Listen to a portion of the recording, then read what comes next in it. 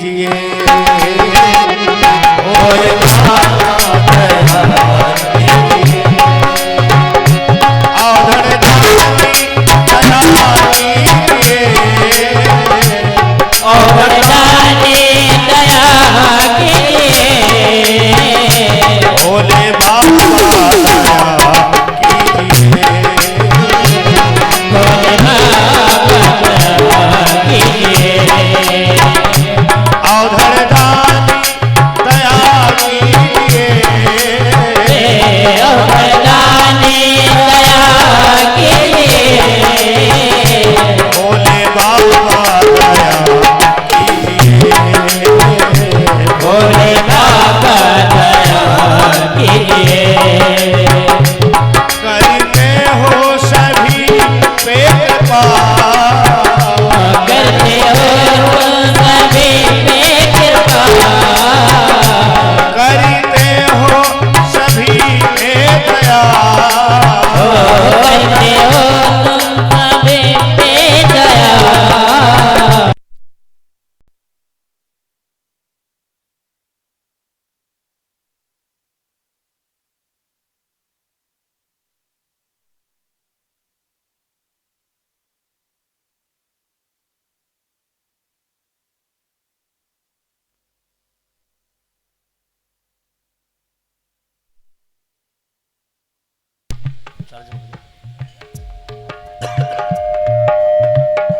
भोले बाबा दया कीजिए।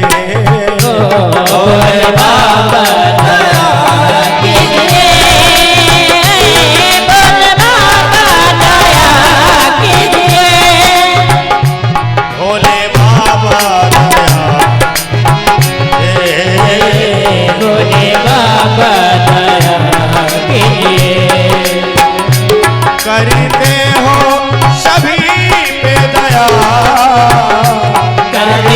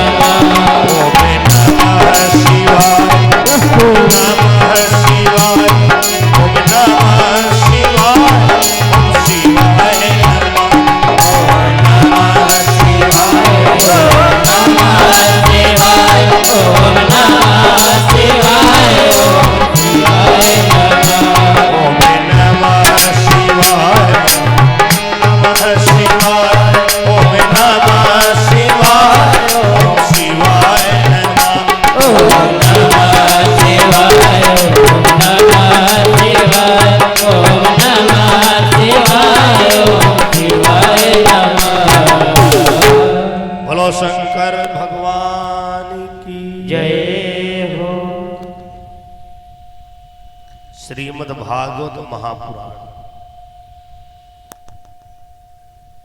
कहा गया है, जो भी इस ग्रंथ को सुन लेता है, जन्म जन्मांतर के, कल्प कल्पांतर के उसके पूर्ण उदय हो जाते हैं। व्यास भगवान ने बड़ा सुंदर भाव दिया है।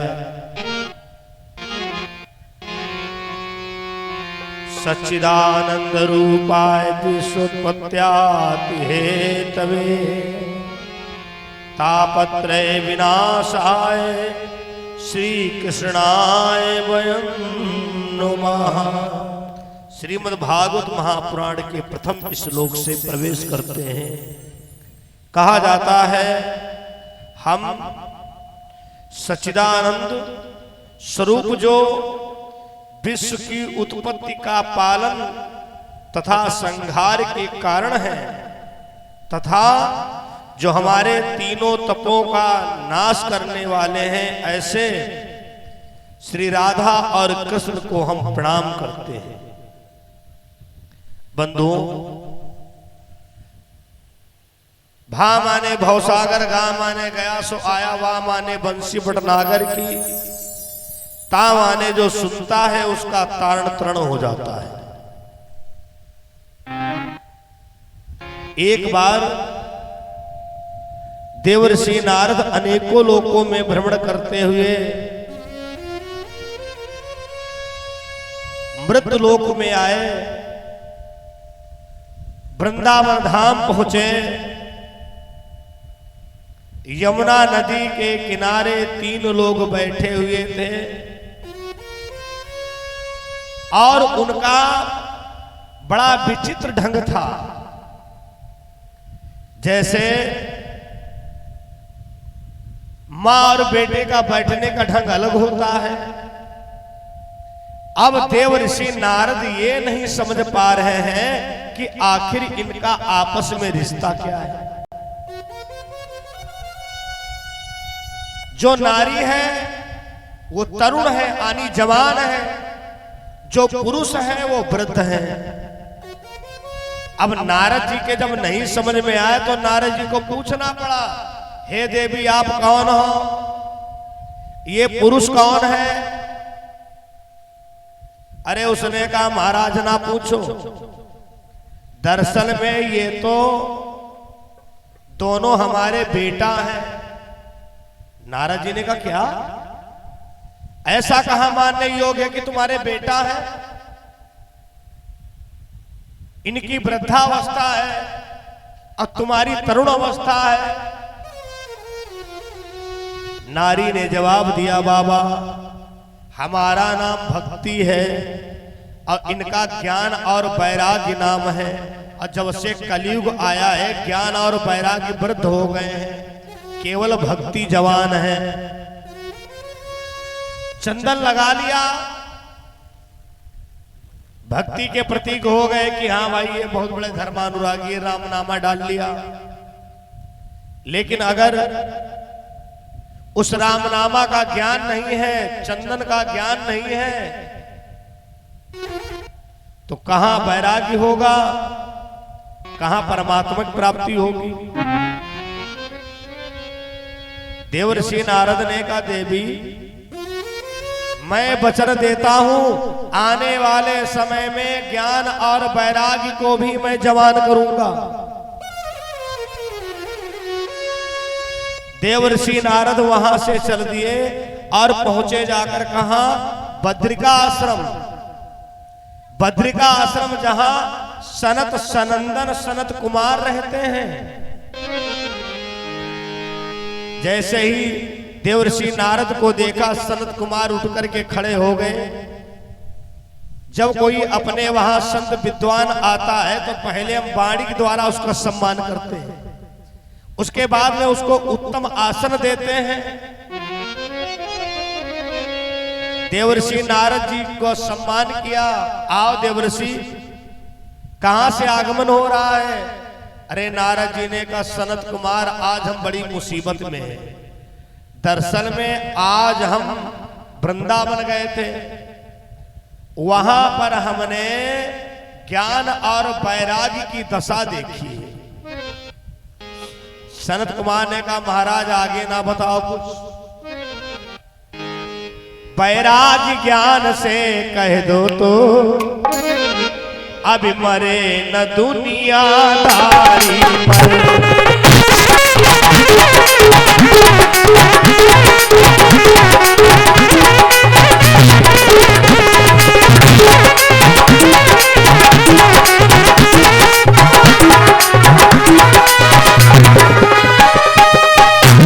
वैराग्य ज्ञान से कह दो तो अब मरे न दुनियादारी पर। वे तो क्या आफत ही समझो उस तरुणी भाग्य बिचारी पर।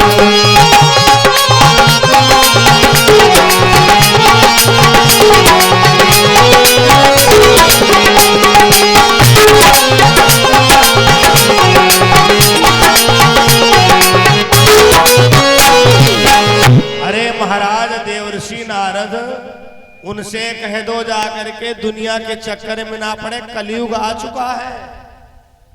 कलयुग में ज्ञान और वैराग्य किसको सुहाएगा।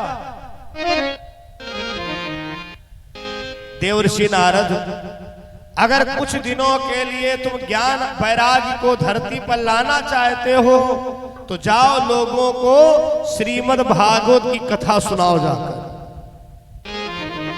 अब भैया नारद जी ने कह तो दिया, और जिस समय पर नारद बाबा भागवत महापुराण लेकर के आए और उन लोगों से मुलाकात किया। किन लोगों से मुलाकात किया?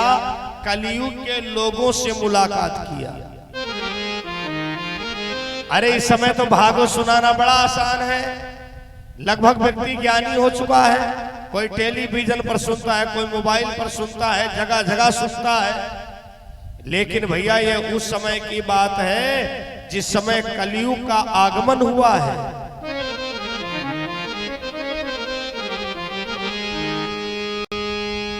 जितने भी मनुष्य थे भैया सब वनमानुष बन चुके थे, वनमानुष।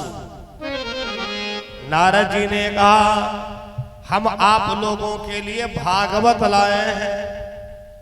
अब जैसे इन बच्चों ने अचानक विचार किया कि हमारे उमरापुर में भागवत हो, इन्होंने जैसे तैसे करके आप सबसे मिलकर के व्यवस्थाओं को व्यवस्थित करवा दिया। लेकिन अगर आप आएंगे नहीं तो आयोजक का कोई दोष नहीं है। अब देखो नारद जी ने कहा भैया हम आपको भागवत सुनाना चाहते हैं। उन लोगों ने कहा बाबा भागवत खाई जाती कि पी जाती है। अब नारद जी अपना सर पकड़ के रह गए, हाय भगवान कैसे इनको भागवत सुनाएंगे। क्योंकि उस समय पर भैया मनुष्य की बुद्धि मारी गई थी, ज्ञान नहीं रह गया था। देवर्षि नारद ने कहा भागवत सुनी जाती है।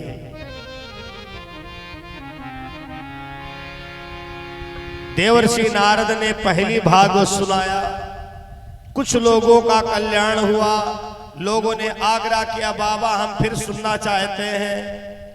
धीरे धीरे लोगों के अंदर ज्ञान आया, ज्ञान से वैराग्य और वैराग्य से परमात्मा की प्राप्ति हुई। आप ऐसे समझ लो जब द्वापर का अंत हुआ और कलयुग का आगमन हुआ तो उस समय पर भैया मनुष्य को ये नहीं पता था हम इंसान हैं कि जानवर हैं।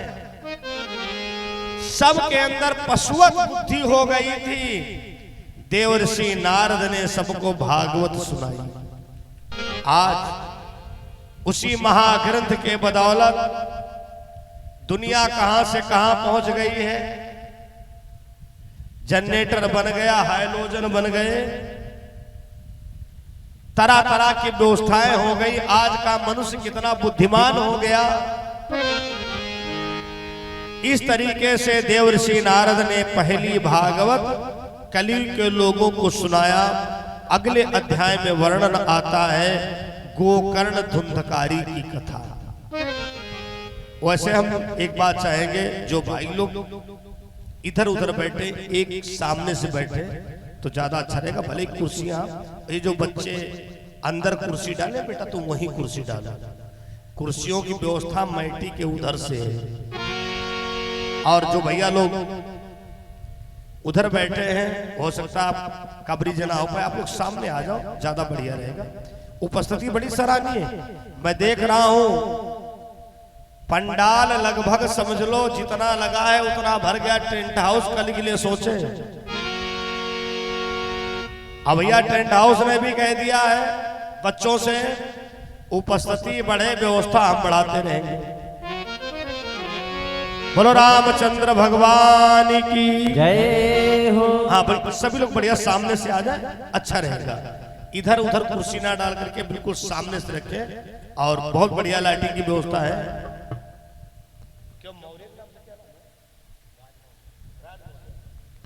भैया राज मौर्य जो कि उदयपुर सरोसा से हैं, और बहुत बहुत धन्यवाद है। बहुत सुंदर आपकी व्यवस्था है। मैं जब वहां यज्ञ में आता था तभी मैंने सोच लिया था इधर का अगर कोई भी कार्यक्रम होगा भैया मैं राज जी को याद करूंगा। आओ मस्ती में संकीर्तन करें। और हमारे कार्यकर्ता लोग थोड़ा बच्चों को इत्यादि सबको आप ध्यान रखें, जिससे मैं एक कथा सुनाऊं। बेटा बैठ जाओ, बैठ।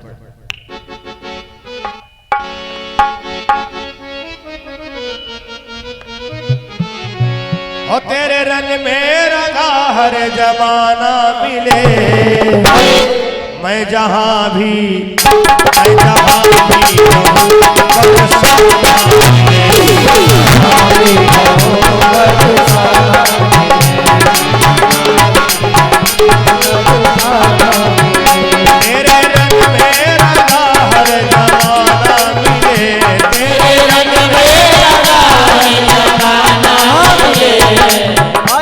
सुन लीजिए, ये उमरापुर का कार्यक्रम देश विदेश में भी देखा जाएगा, इसलिए भजन बड़ा कायदे से करो।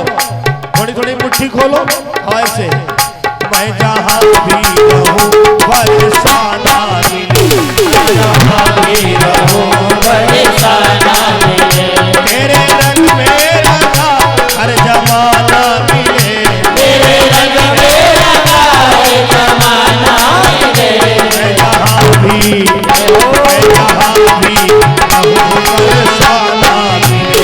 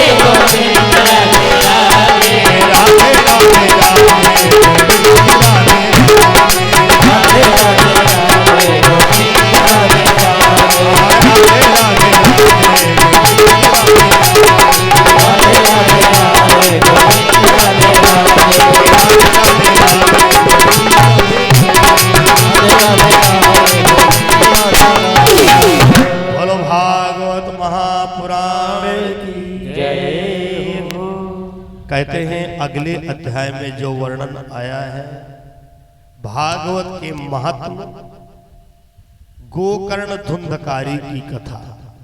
बंधुओं, आत्मदेव नाम के ब्राह्मण जिनकी पत्नी का नाम था धुंधली, धीरे धीरे चौथापन आ गया और इनके कोई संतान नहीं हुई। समाज में तरह तरह के लोग निरादर करते थे। कोई कहता था निर्वंशी है, कोई कहता था इनका मुंह देखने वाला नहीं है। कहीं पर बैठ जाते थे, लोग हटने के बाद वहां पर जल का छिड़काव करते थे। आत्मदेव ने विचार किया, ऐसे जीवन जीने से क्या फायदा है। एक दिन शमशान घाट पर पहुंचे, जहां पर मुर्दा जल रहे थे। मुर्दों से कहा, अपनी अवस्था हमें दे दो। मुर्दों से कहा, अपनी अवस्था हमें दे दो। यद्यपि मुर्दा नहीं बोलता है, लेकिन उनको ये सुनाई पड़ा। अरे मुर्दा कह रहे, जाओ जाओ पंडित जी, तुमसे अच्छे हैं, कम से कम हम चिता में तो जल रहे हैं।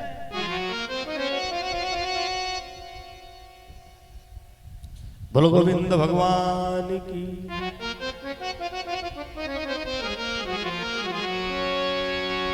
सद्गुरुदेव भगवान की जय हो। ब्रह्म सच्चिदानंद भगवान की जय हो।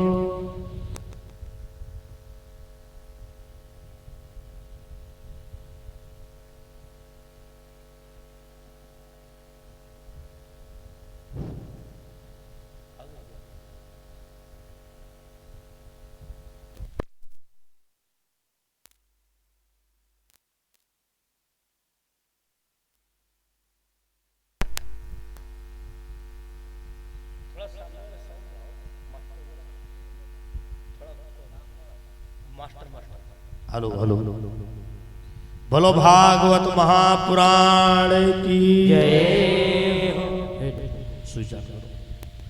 ब्रह्म सच्चिदानंद भगवान की जय हो।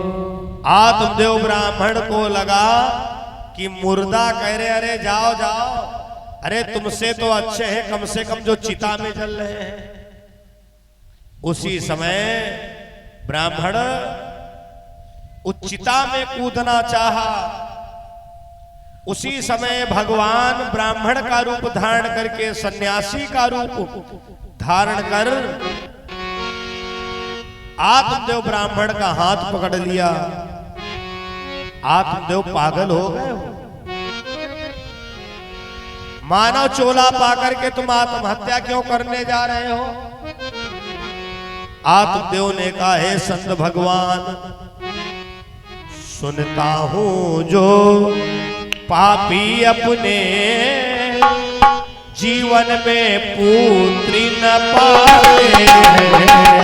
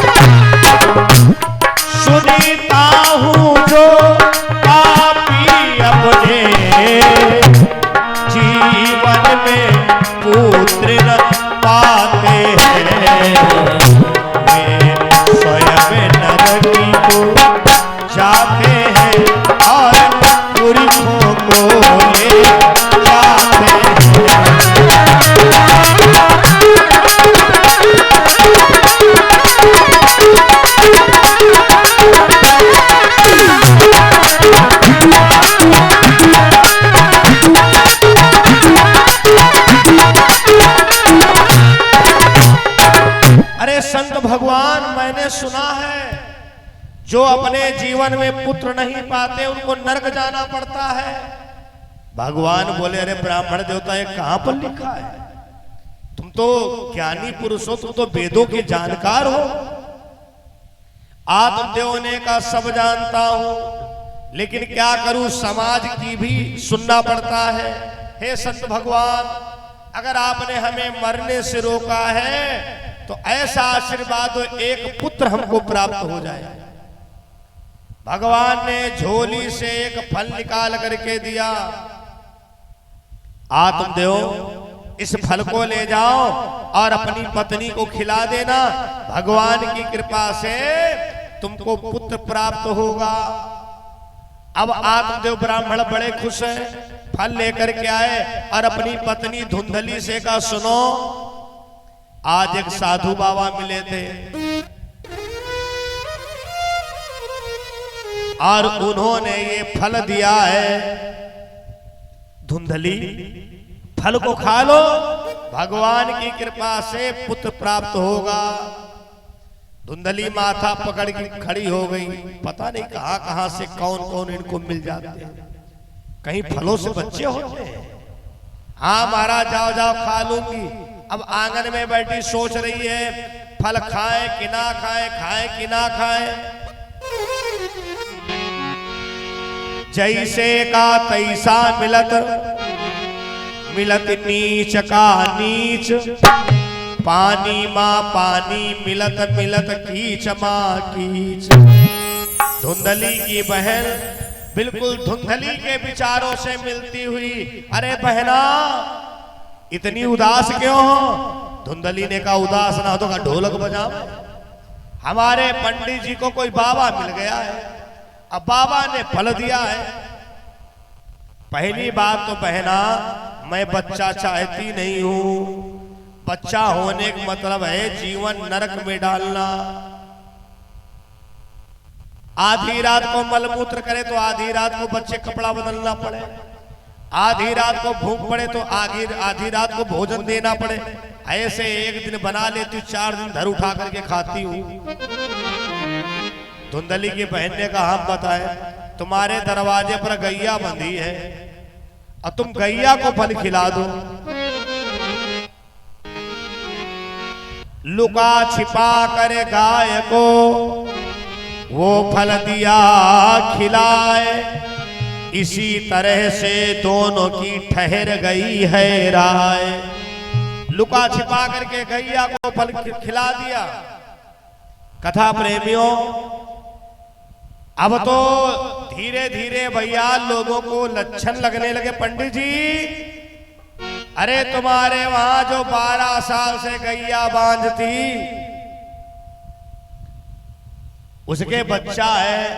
अब जब धुंधली ये सुने तो धुंधली को अपनी टेंशन हो रही, चिंता। हे भगवान, मैंने फल गैया को खिलाया, अब गैया ने गर्भ धारण कर लिया। अब भगवान कहीं ऐसा ना हो बछड़े की जगह पर लड़का पैदा हो, तब तो पंडित जी को पक्का विश्वास हो जाएगा कि हमने उनके साथ में धोखा किया है। अपनी बहन को बुलाया, बहना वो फल तो करामाती था। अरे उसने कहा, चिंता क्यों करती हो, जितने समय का गैया का गर्भ है और उतने समय का हमारा गर्भ बढ़ा हुआ है। हमें उसके बदले में धन दे देना, मैं तुमको बच्चा दे दूंगी। समय आने पर कथा प्रेमियों, समय आने पर गैया ने प्रसव किया, बच्चे का जन्म दिया, लेकिन वो बछड़ा नहीं, मानव योनि में, मानव चोला में पैदा हुआ। केवल उसके कान जो हैं वो बछड़ा के। आत्मदेव ब्राह्मण ने उस बच्चे का नाम रख दिया गोकर्ण। जब धुंधली के बहन के बच्चा हुआ, भैया बड़ा काला करूण। धुंधली ने कहा, पंडित जी आपने गैया वाले बच्चे का नाम गोकर्ण रखा क्योंकि गाय के कान है, तो हमारे लड़का का भी नाम हमसे मिलता जुलता रखना। तो पंडित जी ने उनके लड़के का नाम रख दिया धुंधकारी। बच्चे का नाम रख दिया धुंधकारी। अरे गोकर्ण सुबह से संध्या तक पूजन में समय बिताता है।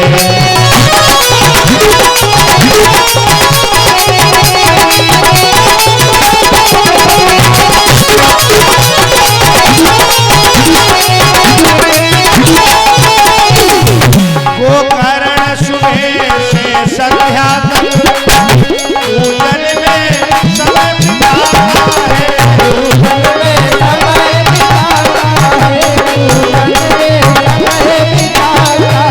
पूजन में समय बिताता है। अलती चतुर्थे कारी वैश्याओं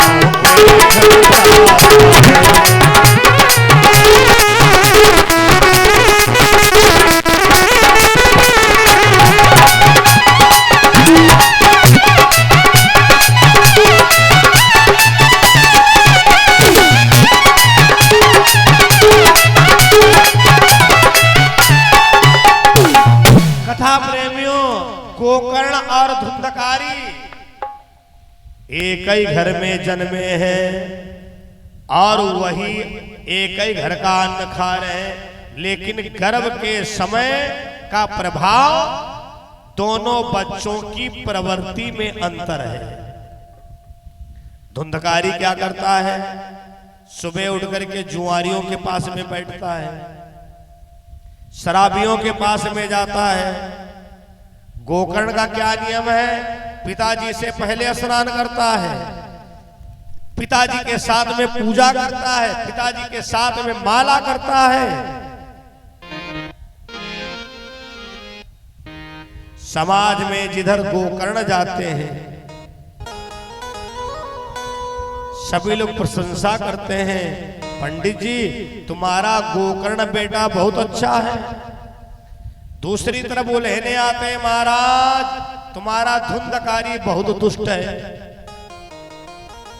हमारे घर में आग लगाई दी, हम बल्टिया में पानी लिया रहे थे, लात मार दिया उसने। एक दिन आत्मदेव ब्राह्मण गोकर्ण से रोने लगे, बेटा मैं जिस समय तुमको देखता हूं मेरा हृदय बड़ा प्रफुल्लित हो जाता है, और इस नीच धुंधकारी को देखता हूं तो मेरे हृदय में आग जलने लगती है। भगवान, इससे भगवान एक ही बेटा दिए होते। गोकर्ण ने कहा, पिताजी कहां चक्कर में पड़े हो, हमें छोड़ो, धुंधकारी को छोड़ो, ये तो सारे रिश्ता यहां बने हैं।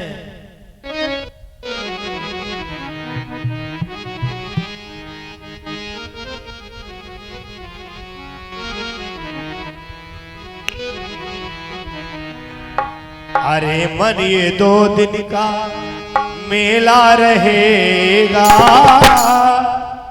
न कायम जगती का झमेला रहेगा। अरे मन ये 2 दिन का मेला रहेगा,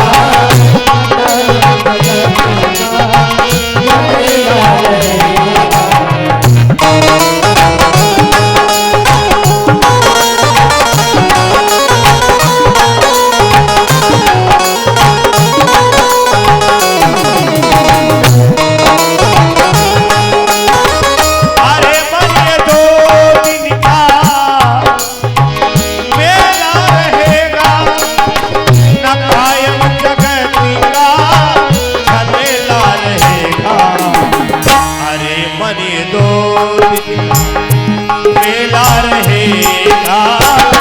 अरे मन 2 दिन का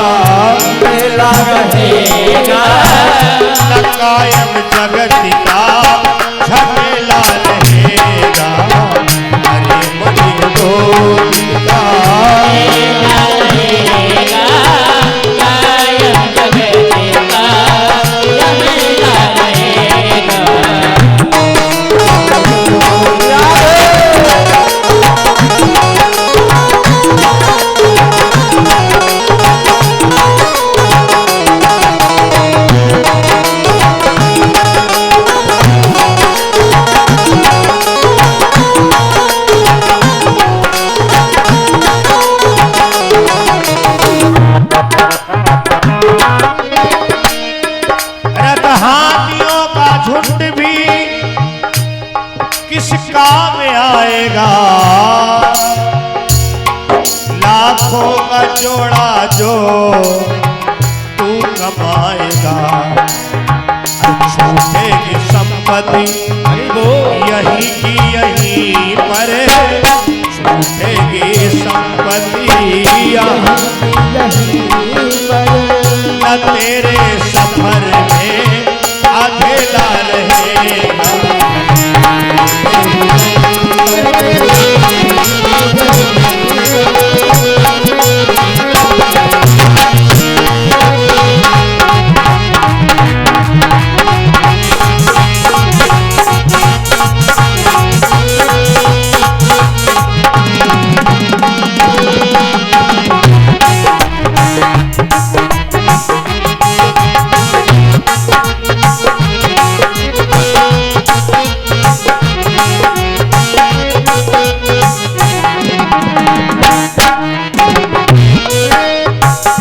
कहता था कि दौलत काम आएगी मेरे, पर ये तो बता धन हुआ किसका भला बुला। समझा गए उपदेश हरिश्चंद्र कृष्ण राम, दौलत तो नहीं रहती है, रहता है सिर्फ नाम। तेरे सफर में सवारी के खातिर, तेरे सफर में सवारी के खातिर कंधों की गठरी का ठेला रहेगा। तेरे सफर में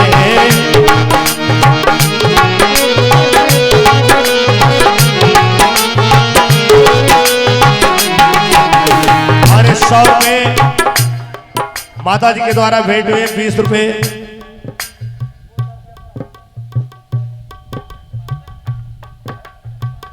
जगपाल जी के द्वारा, सौर शर्मा जी के द्वारा और भैया प्रदीप कुमार जी के द्वारा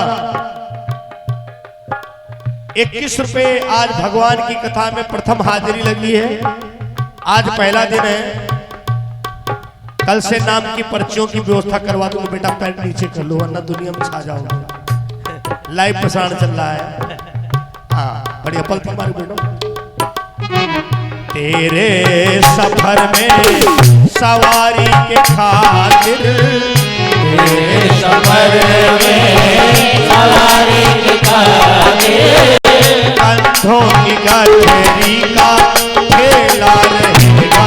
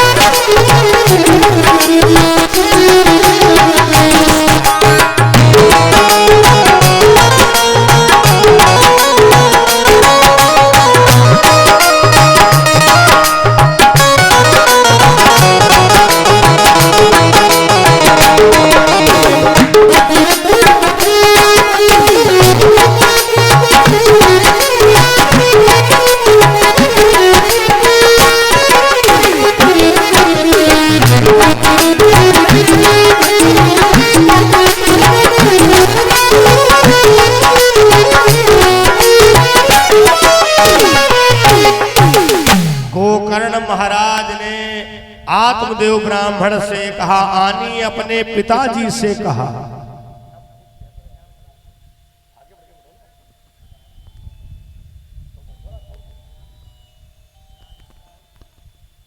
राहुल कुमार जी के वहां से दान हुए हैं, भगवान कल्याण करे। धर्मपुरी सजनों, गोकर्ण ने कहा, पिताजी हमको छोड़ो,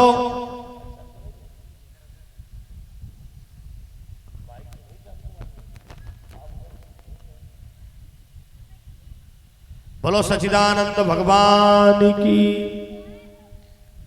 धर्मप्रिय सज्जनों, आज आत्मदेव के बुद्धि में पड़ गई बात कि सही कह रहा है गोकर्ण,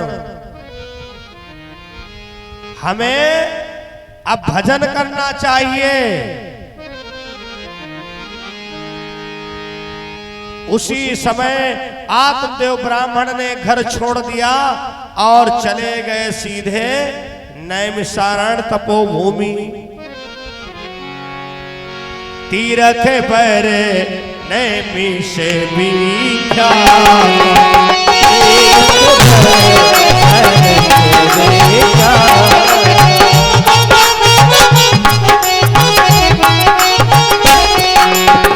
तीरथ पर नैमिष बीठाता, तीरथ पर नैमिष बीठाता, अति पुनीत सा सिद्धि दाता,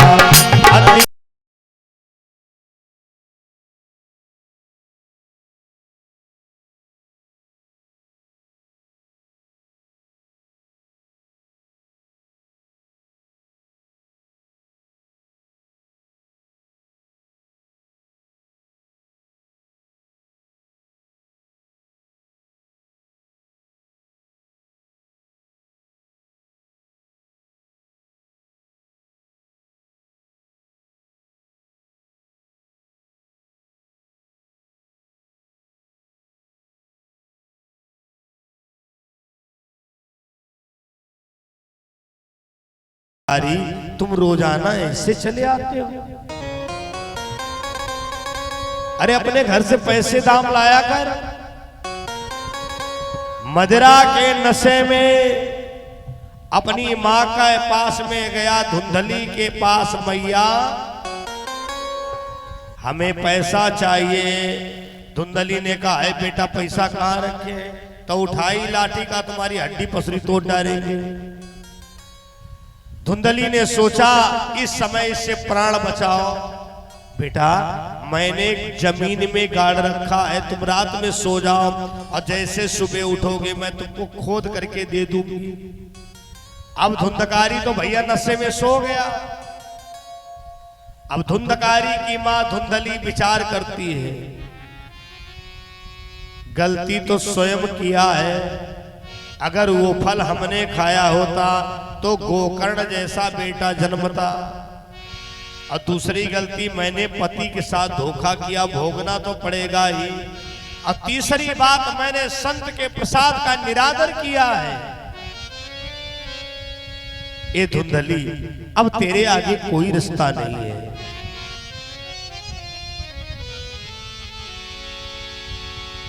बैठी बैठी सोचती रही, हाय क्या करूं क्या करूं।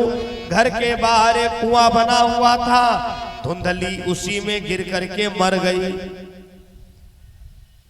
धुंधकारी जब सवेरा हुआ तो क्या देखा कि धुंधकारी की मां मर गई।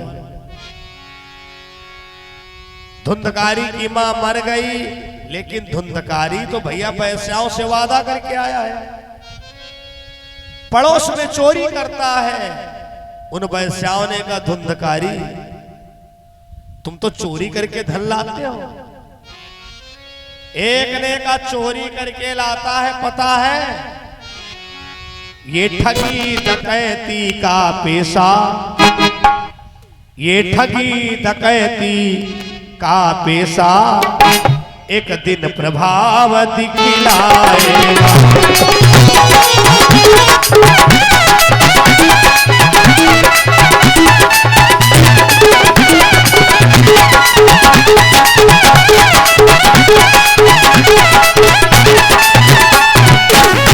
ये ठगी डकैती का पेशा एक दिन प्रभाव दिखलाएगा। एक दिन प्रभाव दिखलाएगा। एक दिन प्रभाव दिखलाएगा।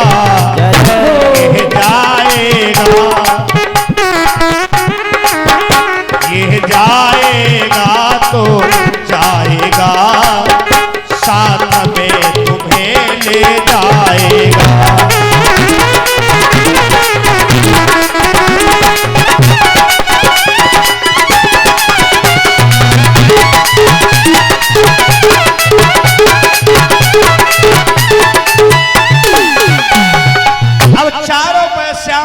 विचार किया अगर इससे छुटकारा पाना है तो आज धुंधकारी का काम तमाम कर दो। अब धुंधकारी की भैया खातिर बढ़ गई। एक वैश्या पंखा चलाने लगी, एक सर दबाने लगी, एक पैर दबाने लगी। धुंधकारी को नींद आ गई। एक वैश्या ने पैर बांध दिए, एक वैश्या ने हाथ चरपैया में बांध दिए और एक वैश्या ने छपरा की खींची थमहरिया, खोपड़ी पर धड़ाक मारा। धुंधकारी चिल्ला पड़ा, वैश्याओं तुम्हारे दिमाग खराब है, हमें मार रही हो? अरे हमने तुम्हारे लिए अपनी माँ को छोड़ा, अपने बाप को छोड़ा, अपने भाई को छोड़ा। अरे वैश्याओं ने कहा, नादान, जो अपने बाप का नहीं हुआ, जो अपनी माँ का नहीं हुआ, जो अपने भाई का नहीं हुआ, तो दुनिया का क्या होगा? किया रात ही रात में अरे उसका काम तमाम, मिला न पापी को मगर मर के भी विश्राम।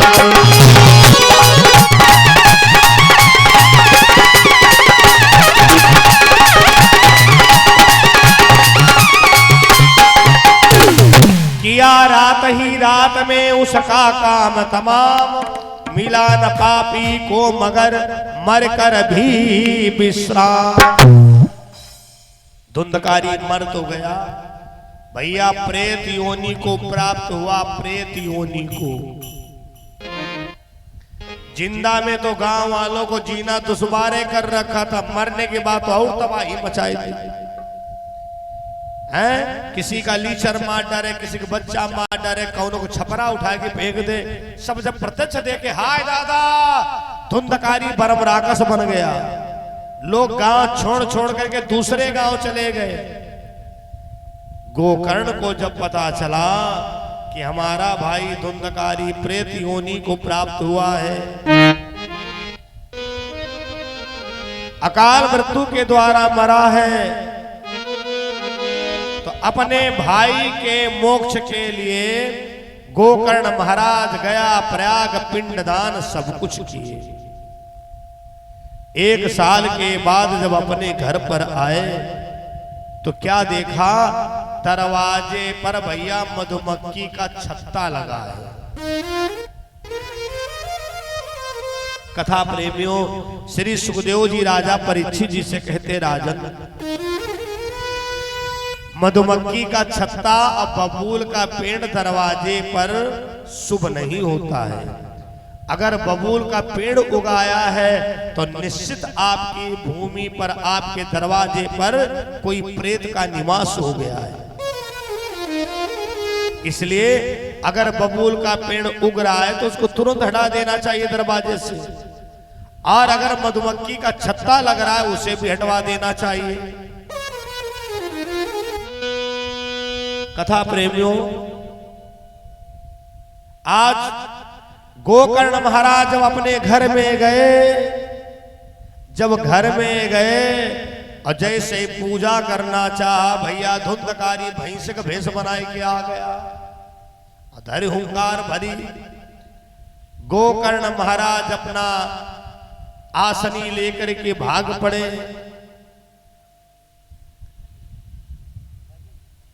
रवि जी के वहां से, रवि मिश्रा जी के वहां से कथा में दान हुए हैं, भगवान कल्याण करे। कल से सारी व्यवस्था करवा दूंगा। थोड़ा पहला दिन था, बिल्कुल ये बच्चे समझ ही नहीं पाए हैं और कथा होना आज जरूरी थी। बोलो भागवत भगवान की जय हो। सभी के दान की घोषणाएं होंगी, चाहे छोटा हो दान चाहे बड़ा हो। हमारे आयोजन में, हमारी कथा में ऐसा नहीं है जो ज्यादा चंदा दे उसके लिए बढ़िया व्यवस्था करो। हमारे में ये व्यवस्था रहती है, कुर्सियां पड़ी हैं, जिनको जमीन में बैठने की दिक्कत है प्रेम से कुर्सी पर बैठो, चंदा दिए हो चाहे ना दिए हो। पहले आओ तो आगे बैठो, बाद में आओ तो पीछे बैठो।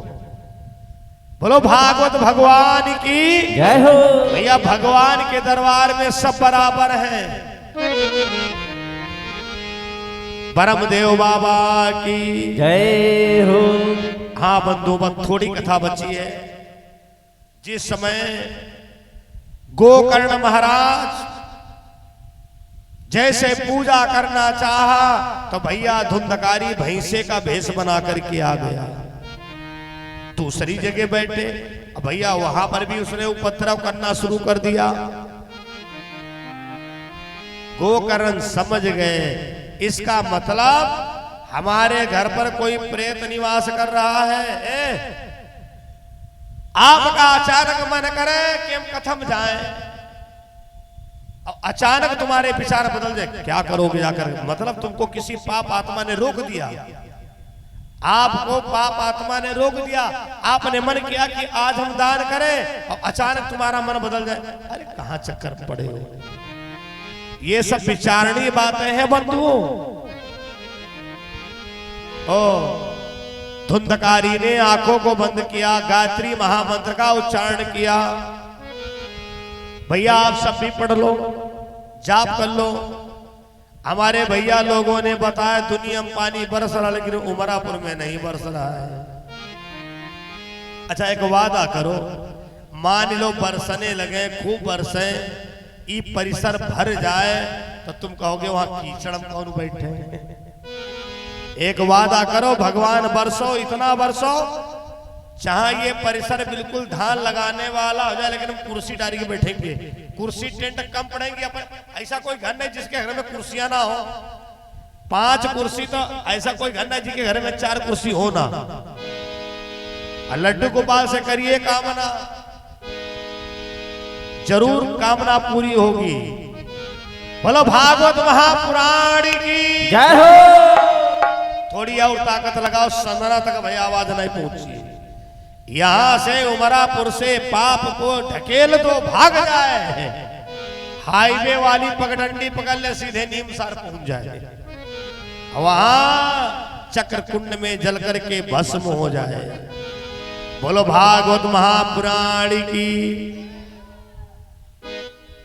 हमको लगता कुछ लोग जिद्दिया ने नाई बोली पंडित जी कर क्या लोगे? अरे भाई कर कुछ नहीं लेंगे, निवेदन करेंगे। कब तक? 10 तारीख तक। और 11 तारीख को प्रसादों माने हमको नहीं पाओगे। ये तो सूरज का प्रयास रहा। देखो गांव में एक व्यक्ति अच्छा होता है तो अच्छा काम होता है। इन बच्चों की बड़ी प्रबल इच्छा थी। ईमानदारी से बताता हूं, इस रोड से 50 बार में निकला, आपके क्षेत्र में आता था, लेकिन आपकी पावन भूमि में सेवा करने का प्रथम सौभाग्य प्राप्त हुआ। बोलो भागवत महापुराण की जय हो। आज 2 बार संकीर्तन कर ले। फिर बड़ी सुंदर कथा चल रही है गोकर्ण धुंधकारी की।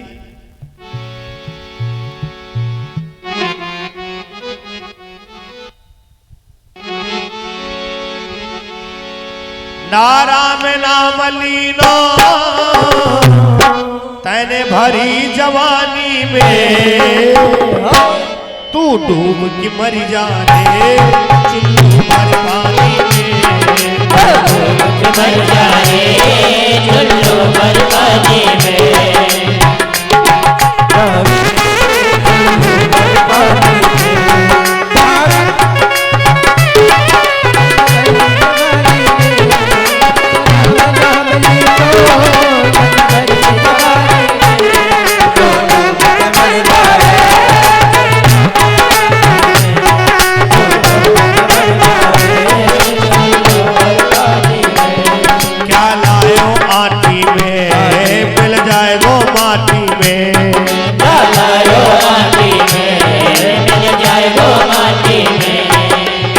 तेरी काया कस जाएगी माटी में, एक दिन तेरी काया कस जाएगी माटी में।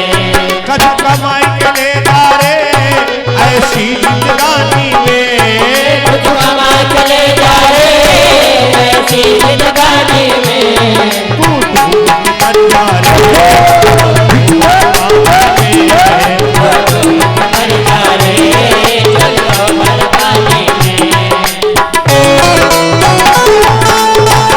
Oh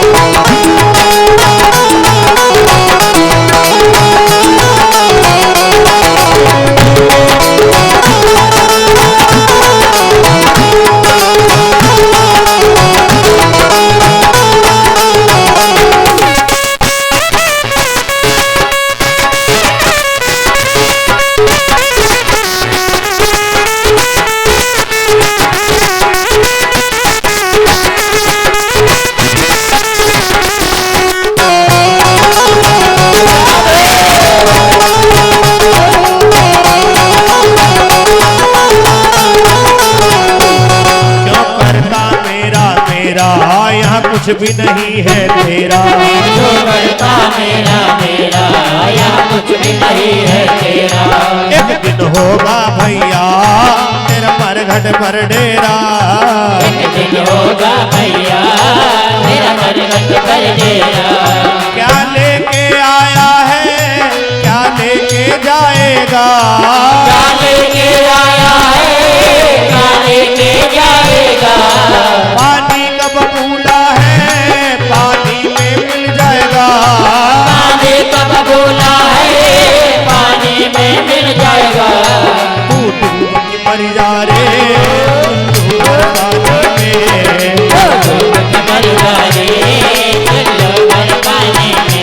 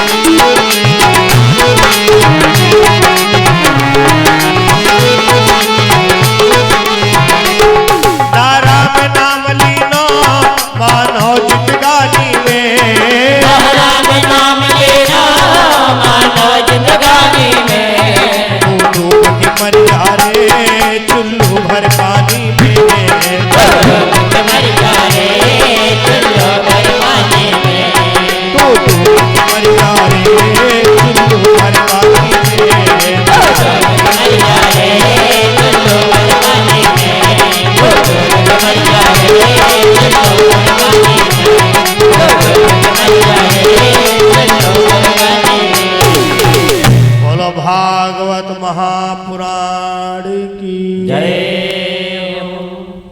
गोकर्ण महाराज जैसे ही पुनः पूजन करना चाहते, गायत्री मंत्र का विनियोग किया।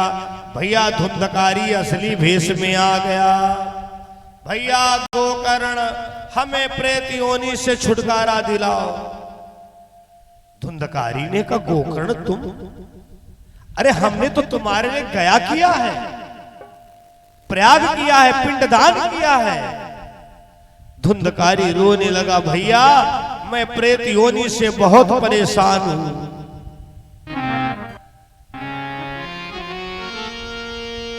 गोकर्ण ने सूर्य भगवान की तपस्या की। सूर्य भगवान प्रकट हुए, बेटा गोकर्ण क्या बात है। गोकर्ण ने रो करके कहा, प्रभु पता नहीं कौन हमसे गलती हो गई जो कि मेरे भाई का मोक्ष नहीं हुआ।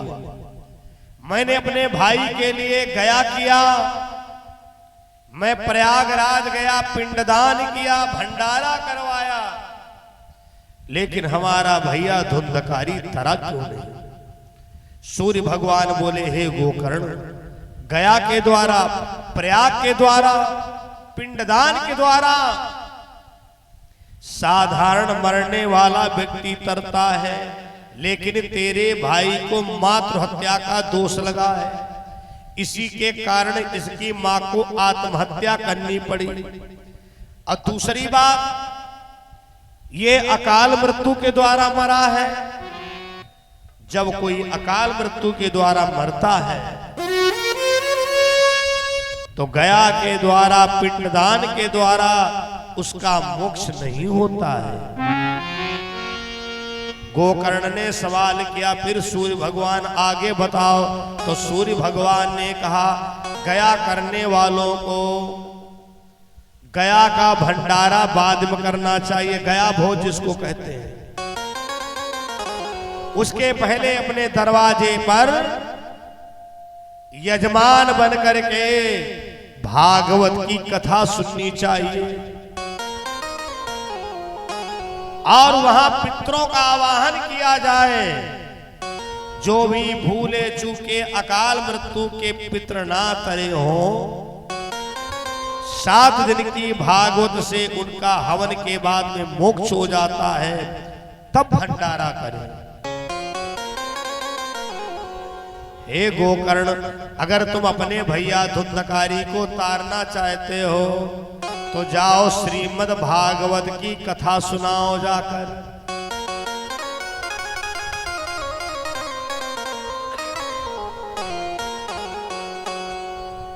गोकर्ण ने विचार किया, अरे भागवत तो हमें याद है, हम अपने भैया को मोक्ष दिला देंगे भागवत सुनाकर। लेकिन मेरे नारायण, इसका एक नाम है भाग्यवत, जिसके जन्म जन्मांतर के कल्प कल्पांतर के पूर्ण उदय होते, भाग्य उदय होते हैं, उसके जीवन में ऐसा सौभाग्य मिलता है।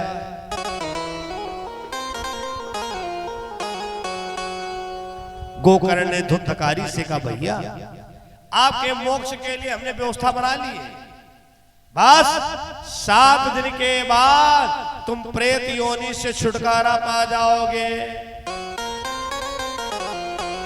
धुंधकारी ने कहा, क्या करना होगा? गोकर्ण ने कहा, तुम्हें भागवत सुननी होगी।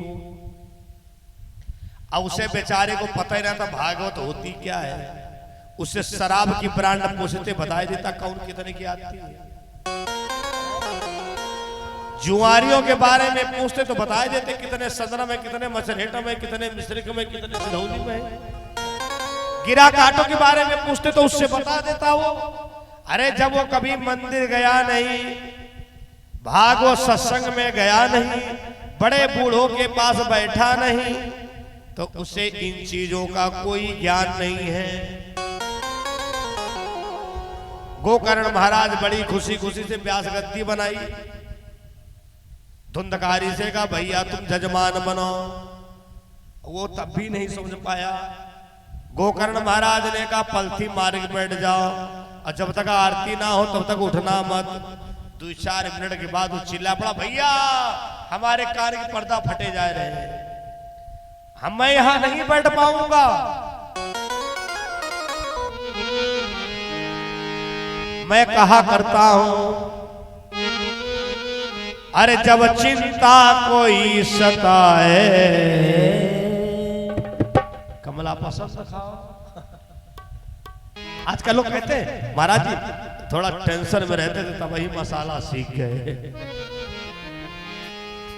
बोतल वाले कहते हैं, महाराज जी का बताए चिंता ज्यादा थी तब ही लत पड़ी गई, अब लत ना छूट रही है। लेकिन मैं तुमको बता रहा हूं, एक बात मेरी आज से अपना लो, जब चिंता कोई सताए तो भजन करो। जब चिंता कोई सताए तो भजन करो। भजन करो भाई भजन करो, भजन करो भाई भजन करो। देखिए भजन में आलस नहीं करना चाहिए। जब पागल मन घबराए तो भजन करो। जब पागल मन घबराए तो भजन करो। देखे शर्म तो बिल्कुल छोड़ दो। भगवान के दरबार में ये हमारे विनोद मिश्रा जी की बगीचा, ये समझ लो इस समय भगवान की बगीचा है। जब पागल मन घबराए तो भजन करो। जब पागल मन घबराए तो भजन करो।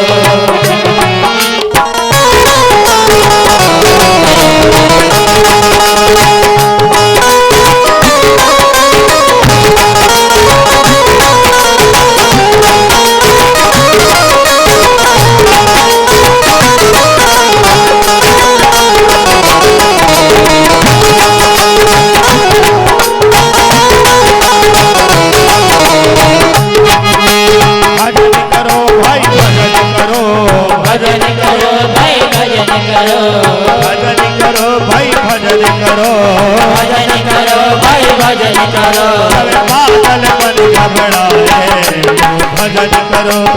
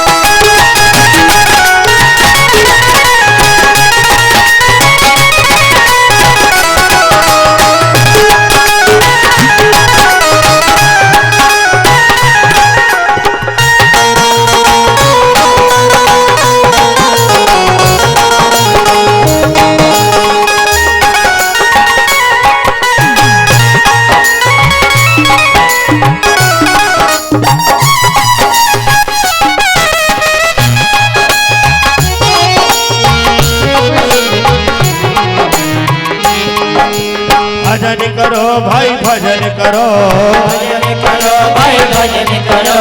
पागल मन घबराए तो भजन करो, तब पागल मन घबराए तो भजन करो। पागल मन घबराए तो भजन करो, तब पागल मन घबराए तो भजन करो। बोलो भागवत महापुराण की जय हो। कथा प्रेमियों, गोकर्ण महाराज ने अपने भैया धुंधकारी को यजमान बनाया,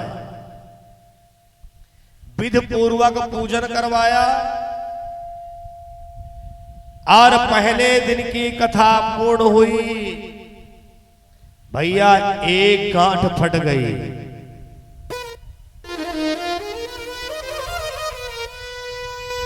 दूसरे दिन की कथा पूर्ण हुई, 2 गांठें फट गई। 7 दिन की कथा पूर्ण हुई, 8वें दिन सुंदर एक विमान आया और उसमें बैठ करके धुंधकारी महाराज इस लोक को छोड़ करके परम लोक को प्रस्थान कर गए। वहां जो और लोग कथा सुन रहे थे उन्होंने कहा, व्यास जी आपने पक्षपात किया है, अपने भाई को वैकुंठ दिला दिया और हम लोगों को कुछ नहीं मिला। गोकर्ण ने कहा, सुनो, यही एक ऐसा कार्य है जिसमें कोई पक्षपात नहीं हो सकता है।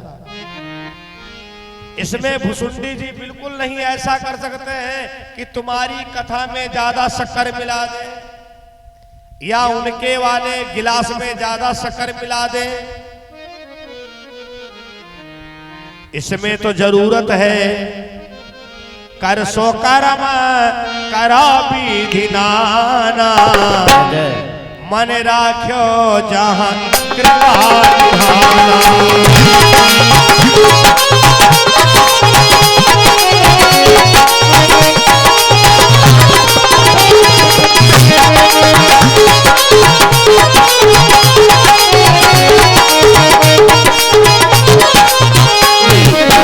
कर सो कर्म करो विधि नाना,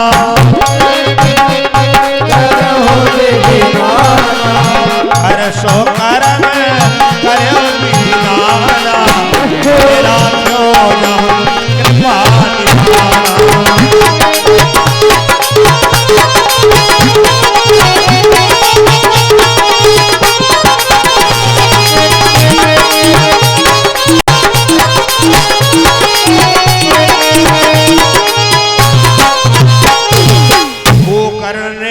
कथा प्रेमियों, ये तो एक ऐसा व्यवस्था है, कौन कितने मन से सुन रहा है ये कुछ नहीं पता है। श्रोता जग में 4 स्वरूपा, चलनी स्वान सिंह और सूपा। श्रोता 4 प्रकार के होते, चलनी, स्वान, सिंह और सूप। चलनी प्रकार के कौन है? चलनी तो हलनी भई, हाल हाल रस दे, अहीर हीर को गही के चोकरा पल्ले ले। जो चलनी प्रकार के श्रोता होते हैं उन्हें कथा से नहीं मतलब है।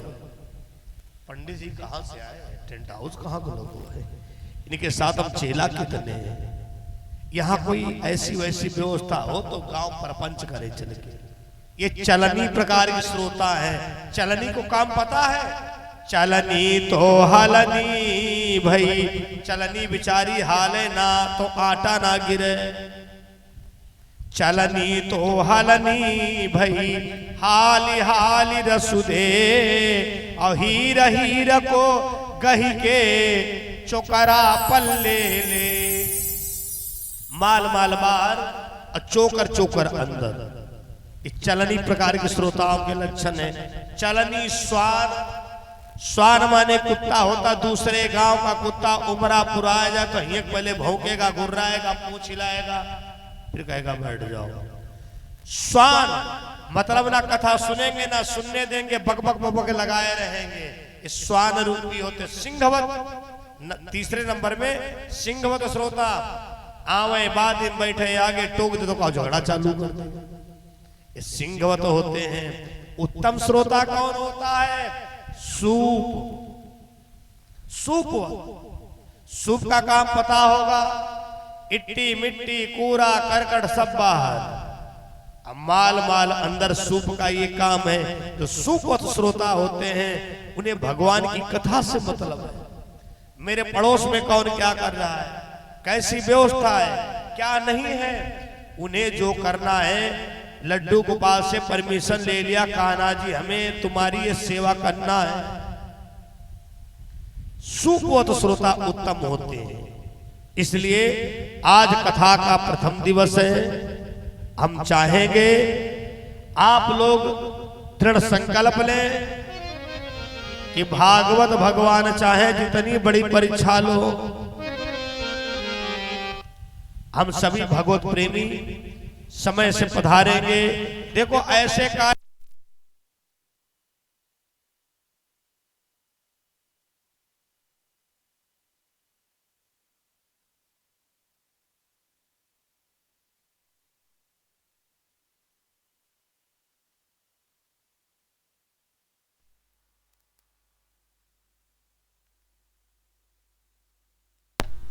हमको लगता है लखनऊ फीडर से जोड़ दिया ऐसे।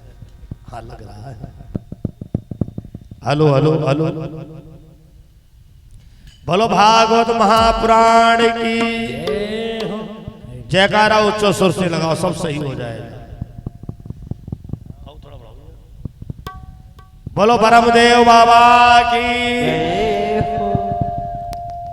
धर्म प्रिय सज्जनों, उत्तम श्रोता सुखवत बताए गए हैं,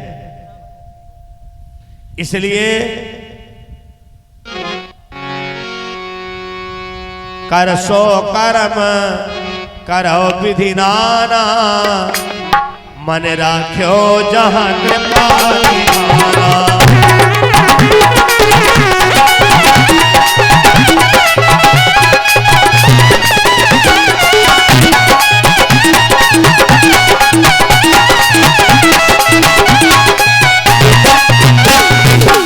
कर सो कर्म करो विधि नाना, मन राख्यो जहां कृपा निधाना। गोकर्ण महाराज ने सभी को भागवत सुनाई, जिसको सुनने से सभी लोगों का कल्याण हुआ। और जीवन में कथा तो सुनना बहुत जरूरी है, नहीं सुनोगे कथा तो बनी रहेगी व्यथा। अब भगवान की सुन लोगे कथा तो दूर हो जाएगी व्यथा। हम नहीं कह रहे हैं, रामचरितमानस में लिखा है, अरे राम कथा ना सही सबेरो,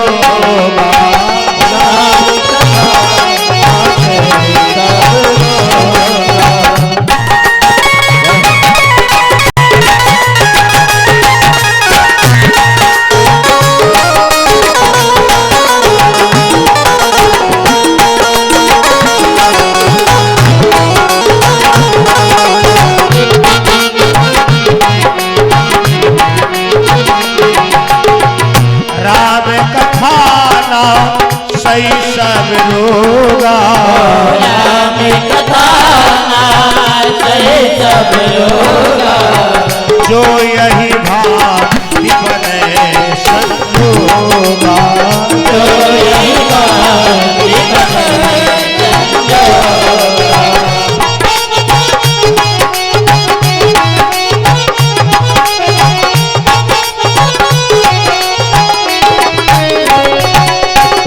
भगवान की कथा से सारे रोग नष्ट हो जाते हैं। राम कथा नासई सब रोगा, जो यही भांति बने संजोगा। लेकिन हर एक व्यक्ति कथा का हकदार नहीं है। ऐसा मत सोचना कोई बिरादरी की बात होगी, ऐसा मत सोचना शिक्षा और अशिक्षा की बात होगी।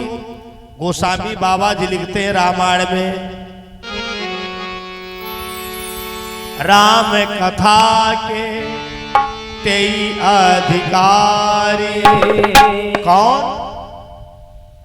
राम कथा के तेई अधिकारी, जिनके सत संगति अति प्यारी। राम कथा के तेई अधिकारी, सत अति प्यारी।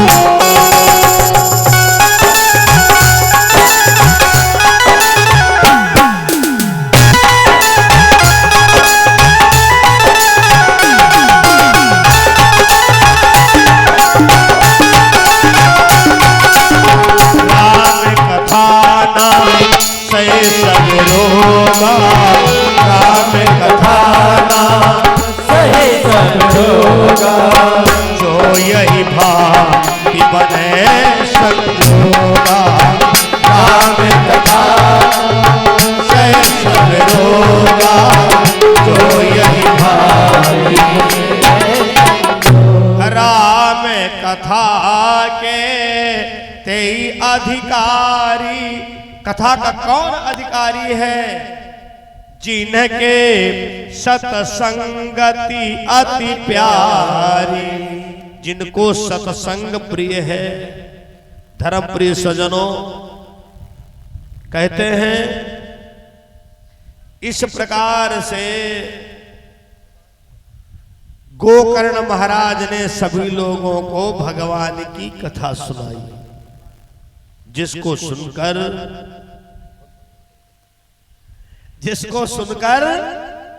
सभी लोगों में ज्ञान आया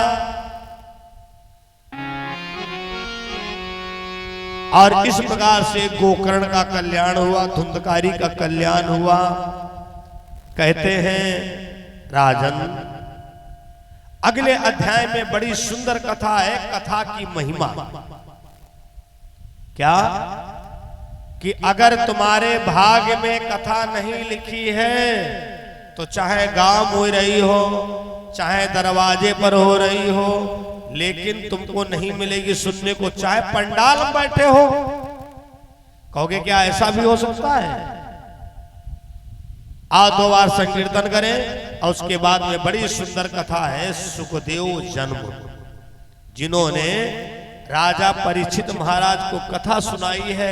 सुखदेव जन्म की कथा सुनिए और कल परीक्षित जन्म परीक्षित श्राप की कथा सुनिए।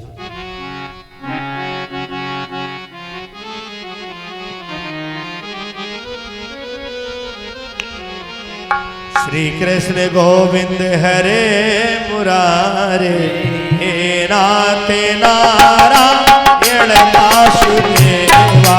श्री कृष्ण गोविंद हरे मुरारे, हे नाथ नारायण वासुदेवा।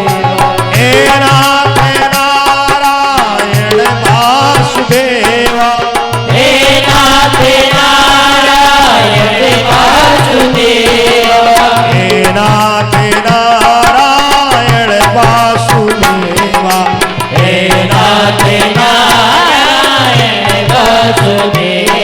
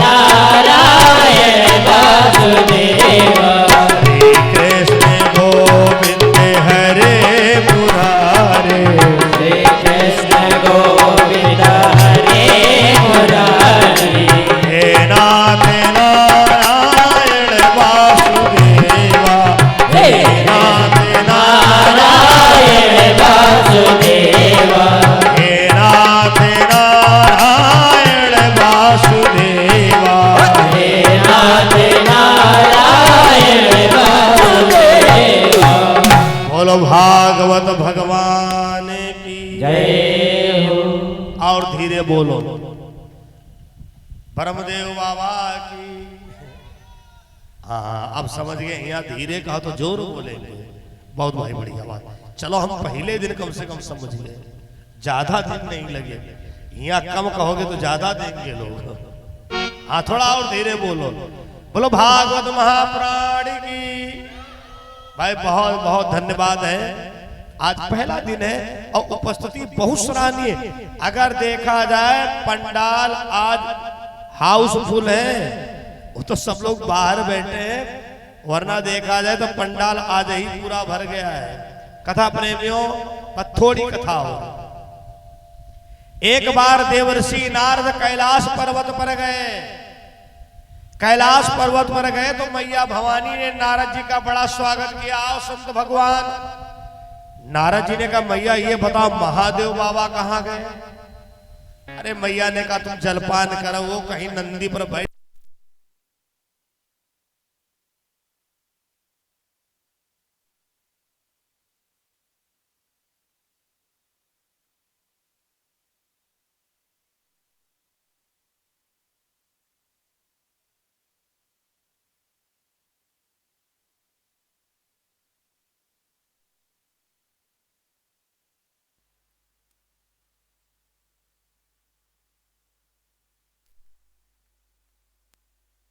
हेलो बोलो भागवत महापुराण की जय हो। हाँ बंधु, देवर्षि नारद जी कैलाश पर्वत पर गए। मैया भवानी ने जलपान की व्यवस्था किया। नारद जी ने कहा महादेव बाबा कहाँ गए? अरे मैया ने कहा नारद नंदी पर सवार होकर के कहीं गए होंगे। नारद जी ने कहा मैया बुरा तो नहीं मानोगी, हमें लग रहा है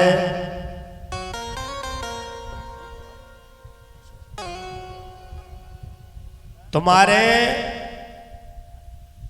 पति पत्नी में। बोलो गोविंद भगवान की जय हो। देवर्षि नारद ने कहा हमको लगता है तुम्हारे पति पत्नी में सच्चा प्रेम नहीं है। मैया ने कहा ऐसी बात नहीं नारद, हमारे भगवान महादेव हमसे कोई छुपाव नहीं करते। नारद जी ने कहा अगर ऐसी बात है तो एक बात बताओ, इनके गले में जो मुंडों की माला है वो कैसी है? पुरुष की है कि स्त्री की है? अब एक ही साथ में नारद जी ने दुई शंका पैदा कर दी। मुंडों की माला किसकी है? अब पुरुष की है कि स्त्री की है? भवानी जी ने सोचा है तो स्त्री। नारद जी ने भले ही याद दिलाया कि हमारे महादेव कहते हैं ए भवानी जब जब तुम अपने शरीर को त्यागती हो तब तब मैं बैरागी ले लेता हूं। आज शाम को आवे महादेव से पूछूंगी। भगवान भोले बाबा शाम को आए। मैया ने कहा बाबा ये बताओ जो तुम्हारे गले में मुंडों की माला है किसकी है? भोले बाबा ने कहा भवानी एक बात बताओ, नारद जी तो नहीं आते हमारे घर पर। भवानी जी ने कहा इससे क्या मतलब है? बोले इस राज की बात तो नारद ही जानते हैं। ये भवानी ये मुंडों की माला जब जब तुमने प्राण छोड़ा है, जब जब तुम मरी हो, मैंने तुम्हारा सर काट कर त्रिशूल के द्वारा छेदन कर मैंने गले में धारण किया है। भवानी जी बड़ी प्रसन्न। अरे नारद ने तो कितनी बड़ी बात बताई हमको।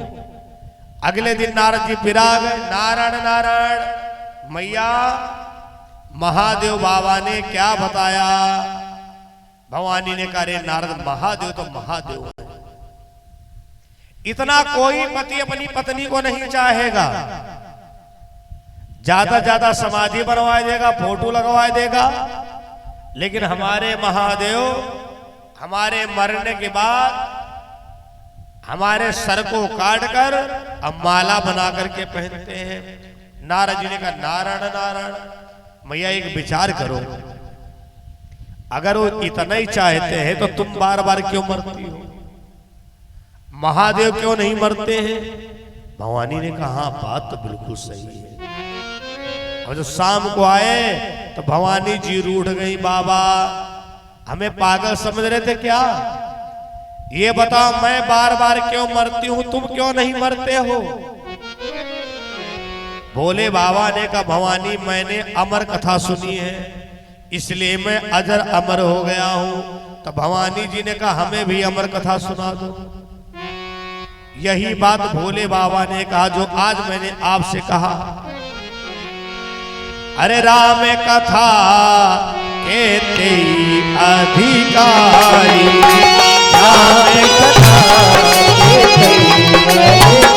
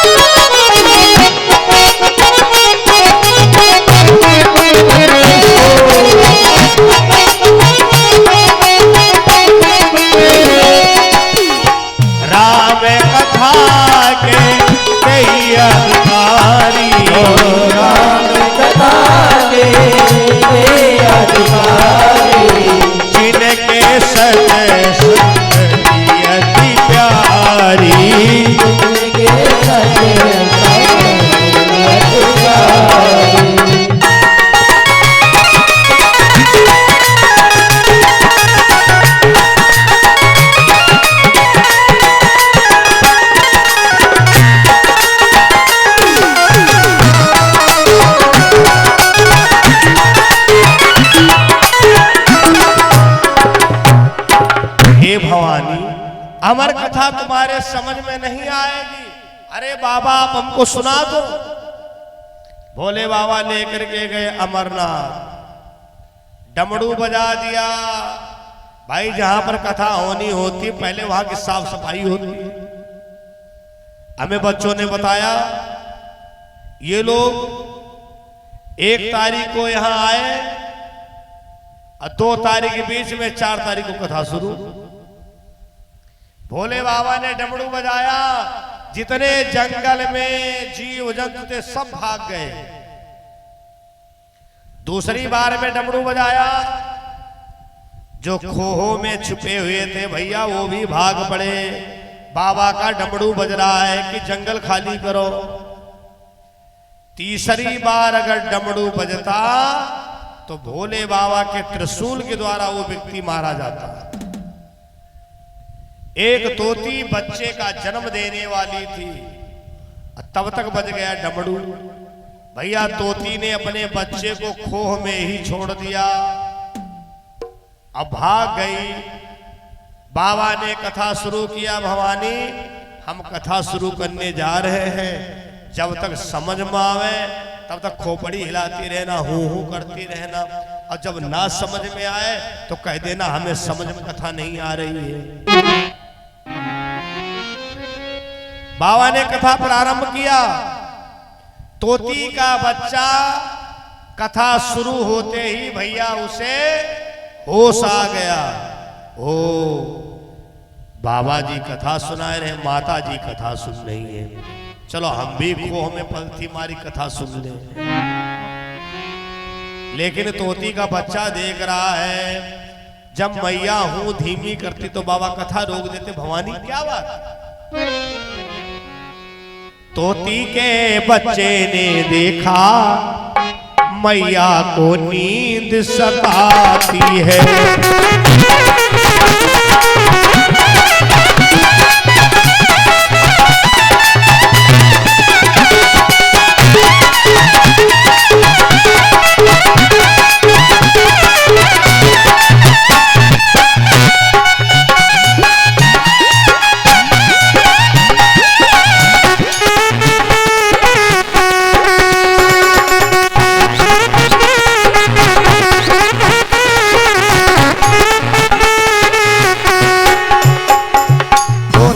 बच्चे ने देखा मैया को तो नींद आने लगी है। अब साथ में वो तोती का बच्चा, बाबा कहते कथा समझ में आ रही है, तो मैया बाद में बोले तोती का बच्चा पहले कहते हो। भैया बिल्कुल आवाज मिला ली तोती के बच्चे ने। अब मैया को तो आराम हो गई, अब वो केवल मुंह के अंदर, अब तोती का बच्चा जोर से बोले हूं। उसने सोचा अगर हूं बंद तो कथा बंद। धीरे धीरे कथा भैया पूरी हो गई। तोती के बच्चे ने पूरी कथा सुन ली। अब मैया को नींद आ गई। जब बाबा ने आंख खोली तो क्या देखा, भवानी जी सो रही हैं। भवानी, ए भवानी। अब भवानी गहरी नींद में सो रही। बाबा ने कहा भवानी। भैया उठ के बैठ गई। बाबा का कथा हुई गई का? भोले बाबा ने कहा कथा हुई ना या नहीं हुई इससे मतलब ना है, ये बताओ तुम्हारे सिवा यहाँ और कौन है? सामने आ जाओ वरना जिंदा नहीं छोड़ूंगा। भैया तोती का बच्चा खो से पंख फड़फड़ा के निकल पड़ा। भैया ने कहा हाय तोती का बच्चा। अब भोले बाबा तोती के बच्चे के पीछे भागी पड़े। भागते भागते वो बच्चा माता बसुमती व्यास जी की पत्नी के उदर में चला गया। भोले बाबा त्रिशूल गाड़ी के बैठ गए। बेटा जब तक तुम निकलोगे नहीं तब तक हम जाएंगे नहीं। तोती के बच्चा ने कहा बाबा जब तक तुम जाओगे नहीं तब तक हम जन्म ही नहीं लेंगे। 12 साल हो गए। 12 साल बाद व्यास भगवान तीर्थ करके आए तो कहा देखे देवादिदेव महादेव। व्यास जी ने कहा महादेव आप? भगवान महादेव ने कहा व्यास जी हमारा दुश्मन तुम्हारे घर के अंदर है। अरे अगर हमारे घर के अंदर तो उसको ढूंढ के मार डालो। नहीं व्यास जी तुम्हारी पत्नी के पेट में है। अरे व्यास जी ने कहा हमारी पत्नी के पेट फाड़ दो। भोले बाबा को दया आ गई। नहीं व्यास जी अब मैं उस बच्चे को आशीर्वाद दे रहा हूं। तोता योनि में है, मानव योनि में बदल जाए।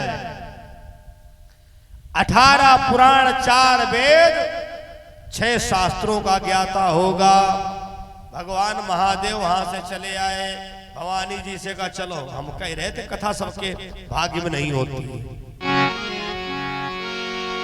राम कथा के तेई अधिकारी जिनके सत संगति अति प्यारी।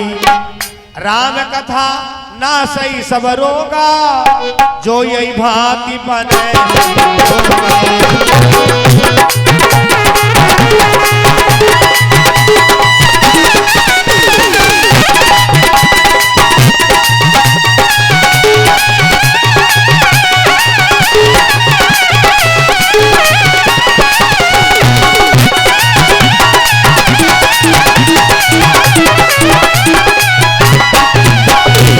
माता भवानी अपने घर आती है कथा प्रेमियों।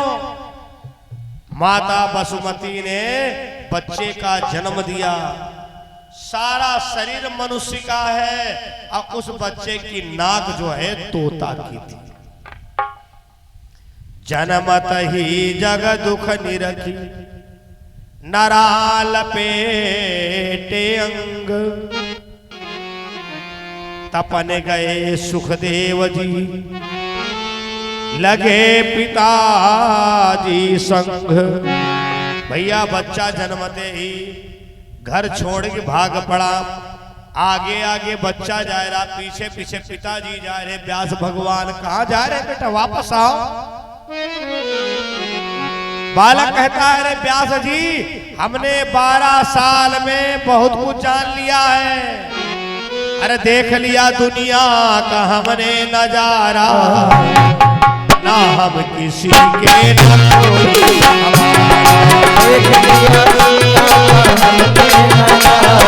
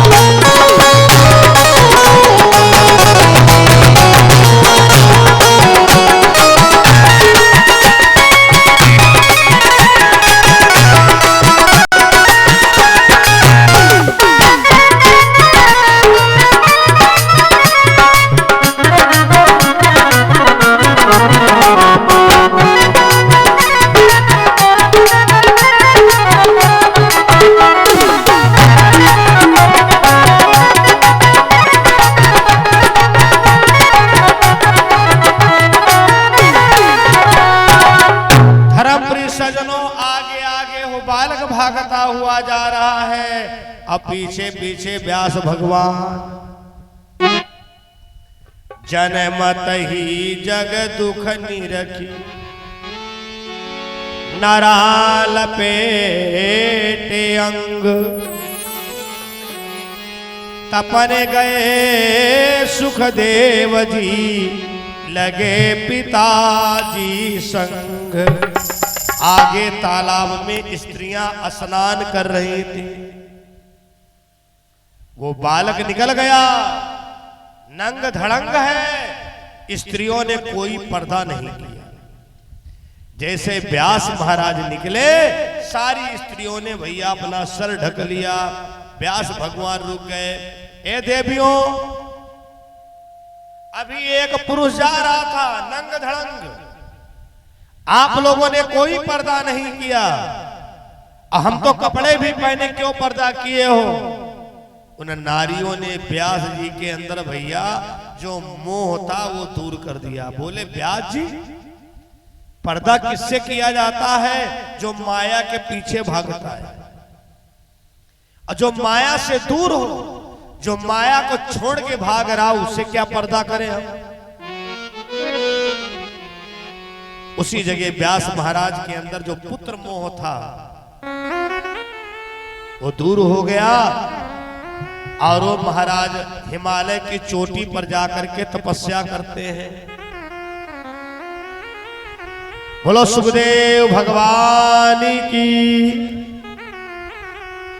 आओ 2 बार संकीर्तन कर लें, उसके बाद में आरती की जाए, और कल की समय सारणी अभी अवगत कराई जाएगी आरती के बाद। गोविंदे मेरो है, गोपाल मेरो है, गोपाल मेरो है, गोविंदे मेरो है, गोपाल मेरो है, गोपाल मेरो है, श्रीमान बिहारी लाल मेरो है, गोपाल मेरो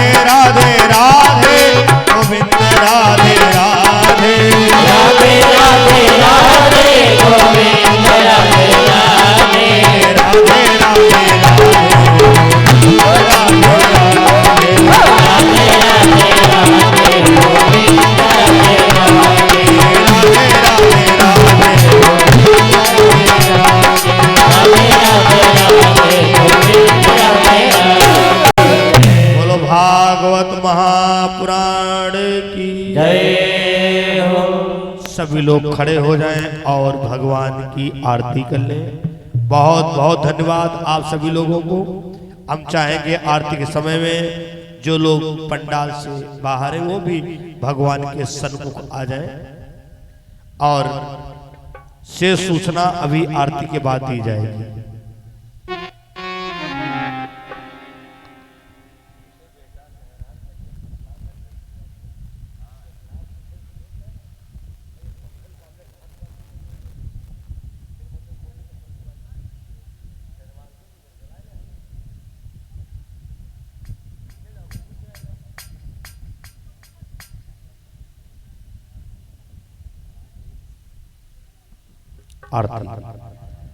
आरती में जो भी इच्छुक भक्त हो वो भी भाग ले सकते हैं।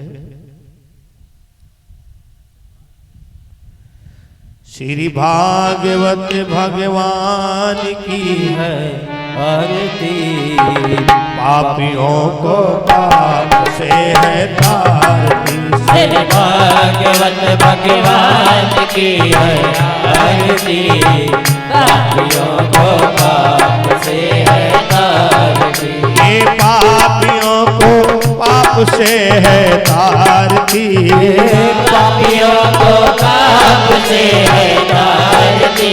भागवत भगवान की है आरती, पापियों को पाप से है तारती। भागवत भगवान की है आरती, पापियों को पाप से है तारती। ये अमर ग्रंथ ये मुक्ति पंथ ये पंचम वेद निराला, नव ज्योति जगाने वाला है ये अमर ग्रंथ ये मोक्ति पंथ ये पंचम वेद निराला, नव ज्योति जगाने वाला है। हरि नाम यही हरि ध्यान यही, हरि नाम यही हरि ध्यान यही, जग के मंगल की आरती। पापियों को पाप से है तारती। श्री भागवत भगवान की है आरती, पापियों को पाप से है तारती। ये शांति गीत पावन पुनीत पापों को मिटाने वाला, हरि दर्शन कराने वाला है ये शांत गीत पावन पुनीत पापों को मिटाने वाला है, हरि दर्शन कराने वाला है। ये शुभ करनी